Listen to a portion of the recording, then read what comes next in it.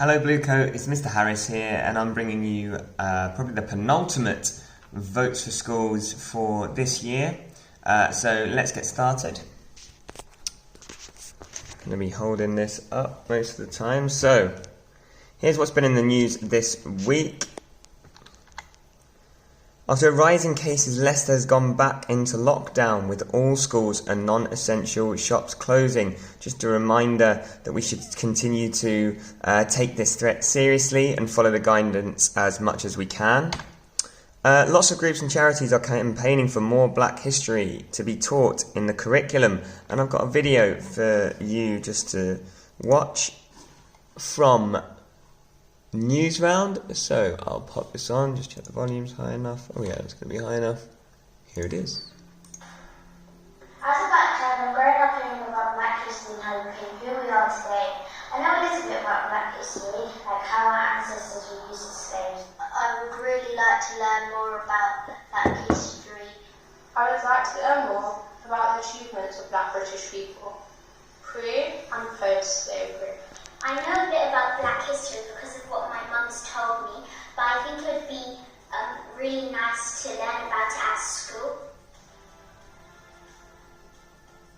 My name is Lavinia. I'm the founder and CEO of the Black Curriculum, which is a social enterprise that goes into schools and teaches Black history 365 days of the year, and not just in Black History Month. I started the Black Curriculum because I was so frustrated with the lack of Black history in my teaching. When I was at school, all I learned was roots and slavery. And when I went to university and studied African studies, I started to learn so much more of our histories. And I thought, this is so important and it's really key that all young people are able to learn this, not only at university, but in school as well. Currently, we're running a campaign that seeks to embed Black histories into the national curriculum. It's called TBH 365, which stands for Teach Black History 365, and it's seeking the Secretary of State for Education to embed Black histories into the national curriculum. It's important that schools and also teachers are able to see examples of Black history on the curriculum so that they're able to teach it. My advice for anyone who wants to start learning Black history is to really just start what you can. YouTube has a great number of informative videos that you can start to watch. They're very accessible and informative. Also, there's a great book, Black and British, by David Olusoga, that I would definitely recommend as well, which has a number of great examples of Black British history. So, very interesting video and pertinent at the time. So, I hope you enjoyed that video. We'll carry on with the presentation. Fortnite developers have announced their summer splash with lots of new modes, skins, and new features will appear. Goodness, it's still going, Fortnite. It's living on for a long time. And also, the government has said that all children will go back to school in September, and you're likely to be in a bubble with your class. We've had some back in this week, so you're getting prepared for that return.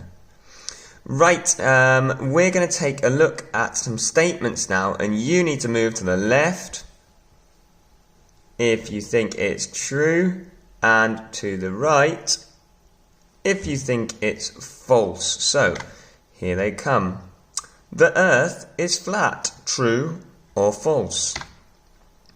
Barack Obama is a reptile, true or false? The moon landing was fake. Baby Yoda caused COVID-19. That introduces our topic this week, which is, are conspiracy theories more dangerous than we realise? And to start with, we're going to look at what is a conspiracy theory. They're often talked about along with fake news and misinformation, but what do they all mean? Well, you've got a little quiz now. You need to match the fake news, misinformation or conspiracy theory to the definition. So, is fake news believing that an event or situation is the result of a secret plan made by powerful people?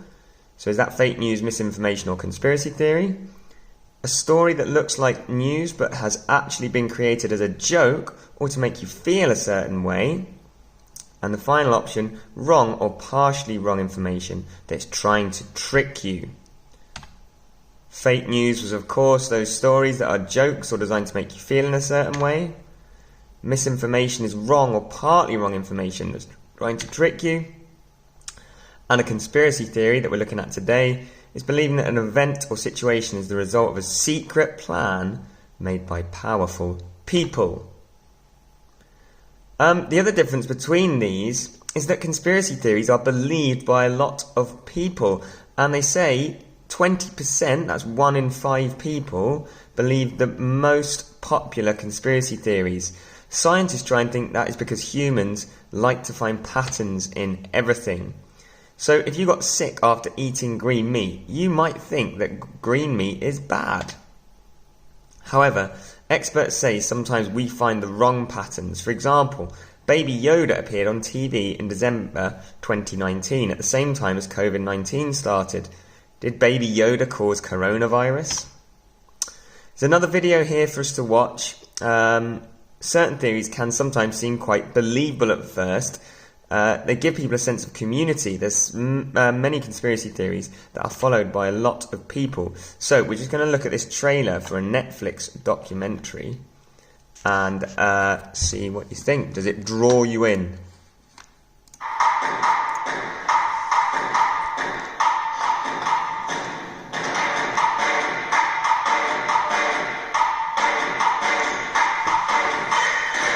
Excuse me, anyone ever told you the Earth is flat?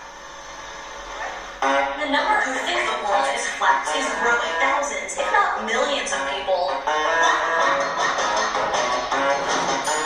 can't believe I'm talking about this.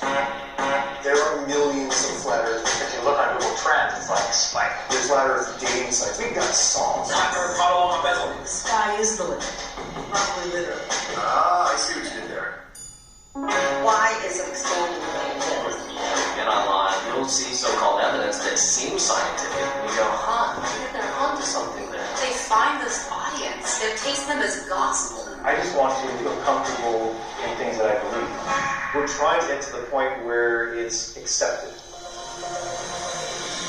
All of us want to connect with people around things that make us unique. Now we're doing an international conference. I can't believe all this is really happening. In the conference, we want to prove there's no curvature. And if we can do that, it's game over. We're going to be doing an experiment shooting a laser 3.88 miles. Everybody attacks this. Absolutely everybody.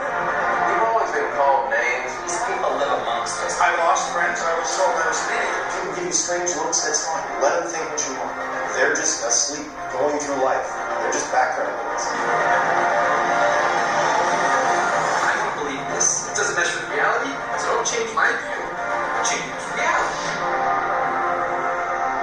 Paul's always in the whole glass half full, and I'll say the glass is probably controlled by some sort of sinister group. Okay, so there is a huge community who believe that the Earth is flat. Why do you think this belief is so important to them? Maybe something to discuss if you're doing this in school or with anyone at home. So why are we talking about this? Well, experts have found that when we're stressed, we feel that we are more likely to believe in conspiracy theories, and there's a lot of social media around, so they've got the opportunity to spread to millions of people in a short space of time. So one study found that fake news stories actually spread quicker than the new ones. I suppose they get people's attention. Discuss, have you heard of any conspiracy theories during lockdown? So there's one that's come up with coronavirus theories about China, 5G towers and vaccinations all spreading across the UK. These theories didn't just spread across the UK though, there's similar theories across the world, and in February the World Health Organization said we're not just fighting the pandemic, we're also fighting an infodemic as we try to work out the information that is fake and is real. But are they dangerous? Or are they just a bit of fun? And that's what we'll be deciding today. Okay, so we're going to look at some conspiracy theories now. And I want you to draw a table and split into 4 quarters. Is the conspiracy believable and harmless? Believable and harmful? Crazy but harmless? Or crazy and harmful? Okay, take a little time to look at those because they take a bit of thought. And then what do you think about these stories, these conspiracy theories?